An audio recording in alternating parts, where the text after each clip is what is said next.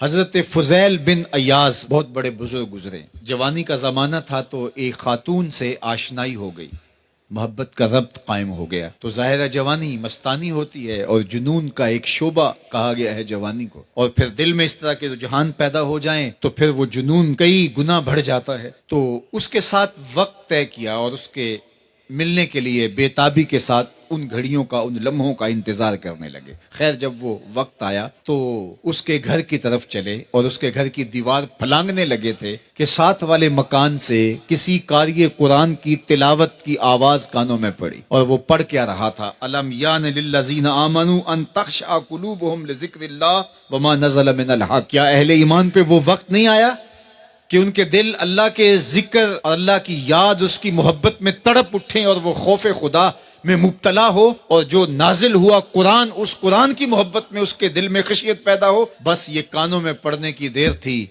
کہ دوبارہ گلی میں چھلانگ لگائی اور کہا میرے اوپر وہ وقت آ گیا ہے، اور جنگلوں کو روتے ہوئے نکلے. اور حضرت فضیل بن ایاز پھر ولیوں کے امام قرار پائے. اس آیت نے ان کی زندگی بدل دی. کسی کی 30 سال، کسی کی 40 برس، کسی کی 50 سال، کسی کی 60 سال زندگی یہاں موجود لوگوں میں سے کسی کی اس سے بھی زیادہ اور کسی کی کم.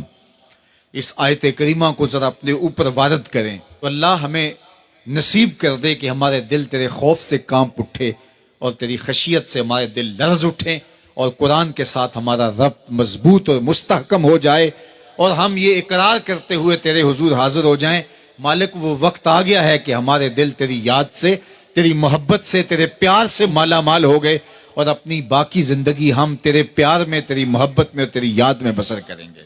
حدیث پاک میں آتا ہے کہ اگر کوئی شخص اللہ کے خوف سے رویا اور اللہ کے خوف سے رونے کی وجہ سے اس کی پلکوں کے بالوں میں سے ایک بال کی جڑ گیلی ہو گئی تو قیامت کے دن وہ بال کھڑا ہو جائے گا، اللہ یا تو مجھے نکال لے یا اسے جنت عطا فرما دے. تو اللہ جل شانہ اس بال کو تو آنکھ سے نہیں نوچے گا، بلکہ اس شخص کو اللہ جنت عطا فرما دے گا. اللہ اکبر. گناہگار کی آنکھ کا پانی اللہ کے غصے کی آگ کو ٹھنڈا کر دیتا ہے. اس لیے ہمیں رونے کا کہا گیا، فَلْيَضْحَكُوا قَلِيلًا وَلْيَبْكُوا كَثِيرًا. اللہ اکبر. ارشاد فرمایا کہ تھوڑا ہنسا کرو، زیادہ رویا کرو.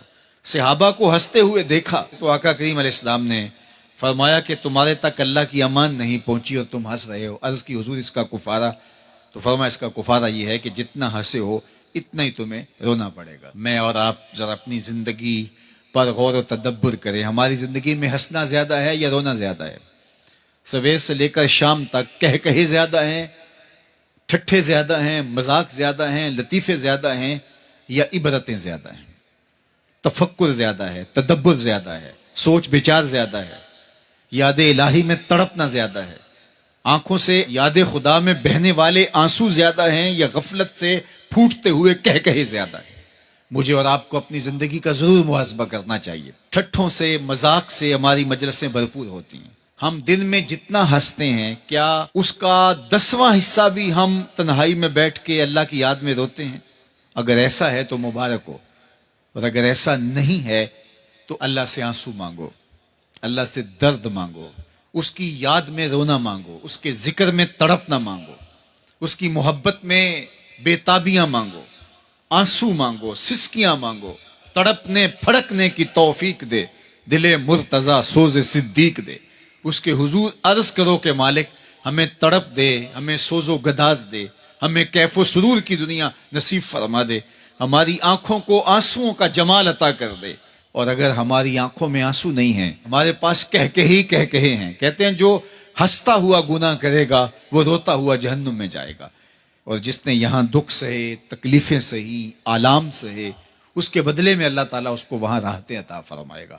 فرمایا کہ مومن کے پاؤں میں کانٹا بھی چبھے تو اللہ جل شانہ اس کا صلہ بھی اس کو قیامت کے دن عطا فرمائے گا. تو یہ جو تفکرات ہیں، یہ جو دکھ آتے ہیں، یہ جو تکلیفیں آتی ہیں، مصائب آتے ہیں، مشکلات آتی ہیں، اذیتیں ہمیں پہنچتی ہیں، تو اس پر صبر کرنا چاہیے اور اللہ کا شکر ادا کرنا چاہیے کہ ہم ان مصائب سے گزر رہے ہیں، ان مشکلوں سے گزر رہے ہیں. اور اگر کسی شخص کی زندگی میں دکھ ہے ہی نہیں، سکھ ہی سکھ ہیں، تو پھر وہ سمجھے کہ وہ فتنے میں مبتلا ہے.